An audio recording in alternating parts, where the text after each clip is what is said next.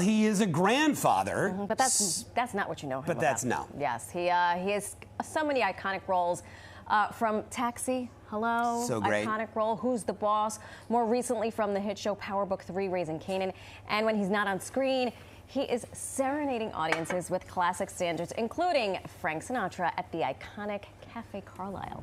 Now he is taking his talents to the off-Broadway stage in Broken Snow, a gripping psychological drama which opens on Thursday, April 30th at Theater 71 on the Upper West Side. Please welcome the one and only Tony Danza. Oh. Hello. I should have given you the Mets treatment now, batting. Right?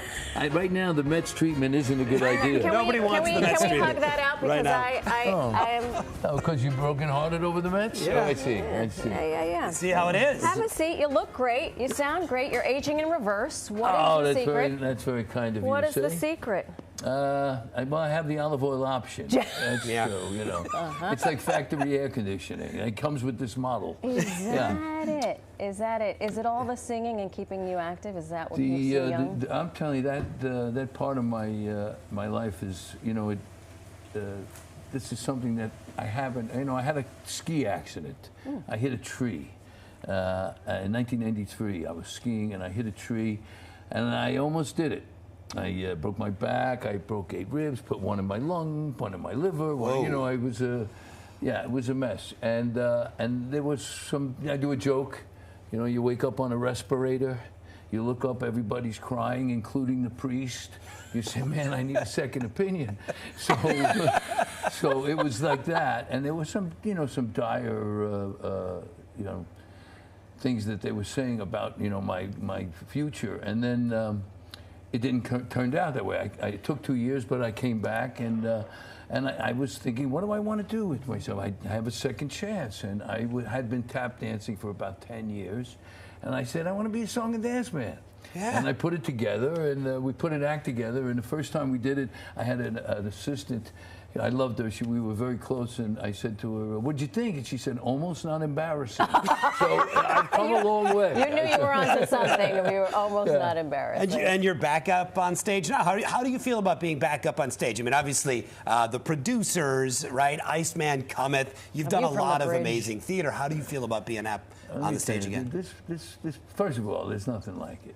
There just isn't anything like it. To be up there and trying to interpret this play that this guy wrote, Ben Andron, he's terrific. But it's amazing. First of all, you know, I'm kind of a performer. That's really what I like to think of myself as, and so I like being there. That's the thing. I'm happiest up there. And last night I think we had our best performance last night, and we opened Thursday. So the play, you know, it's weird, you know, having played a father on TV and now playing this father, it's very different, you know. And I don't know, it still is a father-son story, even though it's like a psychological thriller. It's really fun to do. And Kavanaugh and Longfellow, two Michael Longfellow and Tom Kavanaugh, just two terrific guys that I'm working with. It's a lot of, it's just about the most fun you can have, right? You know, with and sell tickets to it. Right. I was going to say with your clothes on, but anyway, same thing. Same church, different view. So, in its purest sense, for folks who are going to go see it, what is this show about? You mentioned you're a father. Well, it is a story of a guy who has these 2 sons. They're half brothers, and they've never met each other. So he's kind of manipulating this whole situation to get them together and to get them to know about him, because he has a secret, and that's basically what it is. And it's they're trying to get together, and it's really, I tell you the truth, it's done with flashbacks and doing flashbacks on the stage. I couldn't believe how cool they did it. It's really interesting, and so it just it's a play. You sit there and you go, oh, wait a minute, what is it? It really takes you a while to figure it out, and I think when you do, it's pretty rewarding. I love that. Interesting. Yeah, I'm very excited about it. I really am.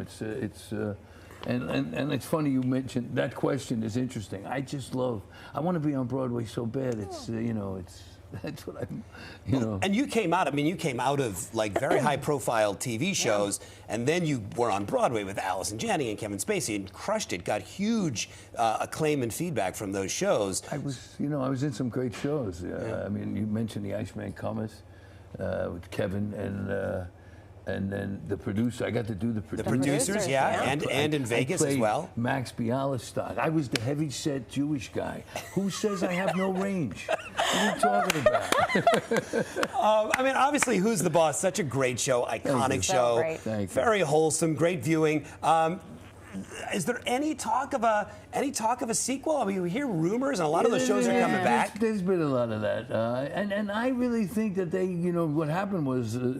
We were at one company, and then that company disappeared. Turns out like that sometimes. That happens sometimes, yeah. So, but the Bible is there. I mean, the whole the rubric, the blueprint is there. The whole blueprint, yeah, and it's pretty good.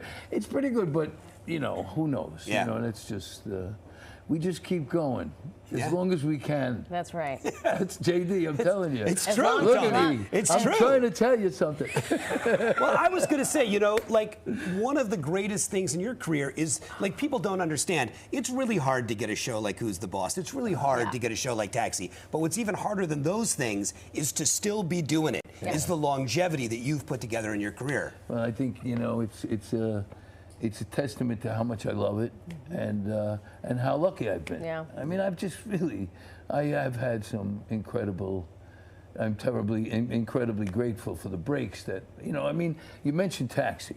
So a lot of people get breaks, but nobody gets a show like Taxi, And you got to remember, Taxi was like, they're going to have they have everything. The best writers are coming from Mary Tyler Moore. They have the best director, Jimmy Burrows. They have the best time slot on TV. I mean, right after the #1 show, it's got everything. Oh, wait a minute.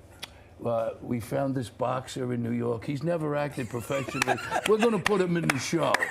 How would I act? How would I react to that? Listen, now? some of it is divine intervention, but also you work incredibly hard, and I think you're open to all of these experiences, and it's your passion. But don't get me wrong, I think you got to do that. Yeah. But having Judd Hirsch and Mary Lou Henner and Danny DeVito welcome me.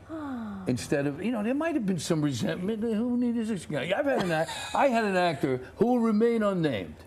We're about to dish. We're about to spill the tea. Let's go. I saw him in the street, and we know each other. And he said to me, "How you doing?" I said, "I'm doing pretty good." He said, "What are you doing?"